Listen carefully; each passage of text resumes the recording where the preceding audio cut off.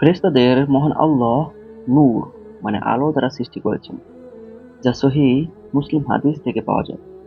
অন্যদিকে মহান আল্লাহ জিনদের সৃষ্টি করেছেন আগুন থেকে, যা কোরআনে সূরা আর-রাহমানে স্পষ্ট উল্লেখ আছে। ফেরেশতারা কোনো মাতৃগর্ভে জন্মগ্রহণ করেন না। আল্লাহ যখন কোনো কিছু সৃষ্টি করতে চান, তখন তিনি কেবল বলেন কুন, অর্থ হও, আর তা হয়ে যায়। ফেরেশতাদের খাবারের প্রয়োজন হয় না, তারা ঘুম আসেন না।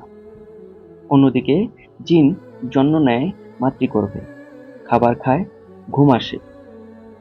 ফেরেশতারা স্বাধীন না, তারা সর্বদা আল্লাহর হুকুম পালন করেন।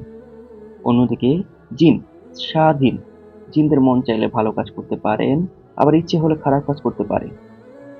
ফেরেশতারা কখনো অসুস্থ হয় না এবং ফেরেশতাদের মৃত্যু হবে সবার শেষে।